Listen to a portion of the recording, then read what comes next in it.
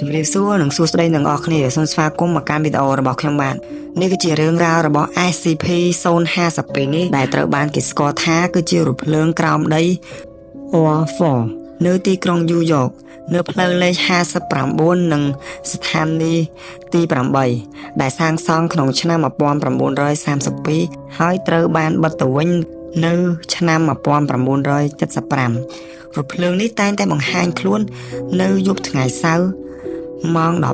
11:57 នាទីហើយត្រូវបានគេសម្គាល់ថាជារថភ្លើង A នៅយប់ថ្ងៃសៅរ៍រថភ្លើងនេះក៏មកដល់ហើយបើកទ្វារដើម្បីទទួលអ្នកដំណើរប្រហែលជា5នាទីយ៉ាងជាក់លាក់បន្ទាប់មកក៏បិទទ្វារទៅវិញដោយខ្លួនឯងហើយចេញដំណើរទៅបាត់រហូតតទៅដល់ថ្ងៃសៅរ៍សប្តាហ៍បន្ទាប់ទៀតទៅបង្ហាញខ្លួនវិញអ្នកគ្រប់គ្នាតែងឆ្ងល់ថាតើរថភ្លើងនេះបាត់ទៅណា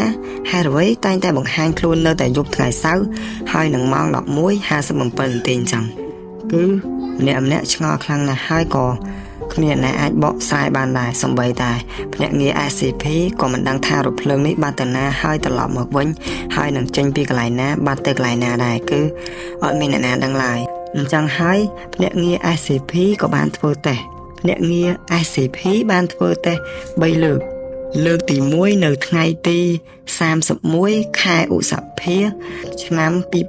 2009នៅពេលនោះភ្នាក់ងារ SCP ក៏បានឡើងជិះលើរថភ្លើងនេះធ្វើដូចជាធម្មតាក៏ប៉ុន្តែបាត់ទៅឆឹងមិនឃើញត្រឡប់មកវិញឡើយការធ្វើតេស្តលើកទី2នៅថ្ងៃទី11ខែមិថុនាឆ្នាំ2009ហើយឡើងជិះធ្វើដូចជាធម្មតាក៏ប៉ុន្តែក៏មិនឃើញត្រឡប់មកវិញដែរគឺបាត់ទៅរហូតអត់បានឃើញភ្នាក់ងារ SCP ត្រឡប់មកវិញទេនៅពេលនោះក៏គេបានធ្វើតេស្តជាលើកទី3ការធ្វើតេស្តលើកទី3នៅថ្ងៃទី28ខែមិថុនាក្នុងឆ្នាំ2009ការធ្វើតេស្តលើកនេះភ្នាក់ងារ SCP គឺបានត្រឡប់មកវិញក៏ប៉ុន្តែដៃរបស់គាត់គឺត្រូវបានកាត់ទាំងសងខាងត្រឹមកដៃមិនដឹងថាអ្នកណាជាអ្នកកាត់ទេនៅពេលនោះគេយកបុរសនោះយកមកសួរនាំក៏ប៉ុន្តែគាត់អត់ដឹងទេគឺគាត់អត់ដឹងថាអ្នកណាជាកាត់ដៃគាត់ហើយគាត់បាត់ខ្លួនទៅហ្នឹងគឺអត់ដឹងតាណាទេហើយអ្នកទាំងអស់គ្នានៅពេលនោះពេលដែលគាត់ត្រឡប់មកវិញហ្នឹងគឺគេនាំគ្នាសួរគាត់អញ្ចឹងណាប៉ុន្តែគាត់អត់ដឹងថាគាត់បាត់ទៅណាណីឯងគឺគាត់អត់ដឹងខ្លួនទេសូម្បីតែដៃគាត់ដាច់ហ្នឹងក៏គាត់អត់ដឹងថាអ្នកណាជាអ្នកកាត់ហើយគាត់អត់ដឹងថាគាត់ទៅកន្លែងណាទេហើយមិនមែនមានតែមួយទេគឺមានអ្នកដំណើរជាច្រើនដែលត្រូវបានត្រឡប់មកវិញនៅពេលនោះភ្នាក់ងារ SCP ក៏បានចាប់អ្នកដែលត្រឡប់ចេញមកពីរថភ្លើងក្រោមដីអញ្ចឹងណាដើម្បីយកទៅធ្វើការពិសោធន៍សិក្សាសួរនាំក៏ប៉ុន្តែអត់មានដឹងពី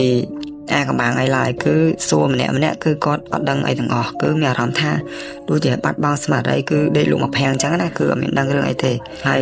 SCP-052 នេះនៅតែជាអាកំបាំងជានិច្ចរហូតមកដល់ពេលឥឡូវតើអ្នកយល់យ៉ាងណាចំពោះ SCP-052 នេះដែរបើពេញចិត្តនៅវីដេអូខ្ញុំមកសូមជួយចុច Subscribe អ្នកមួយផងបាទសូមអរគុណជួបគ្នានៅវីដេអូក្រោយបាយបាយ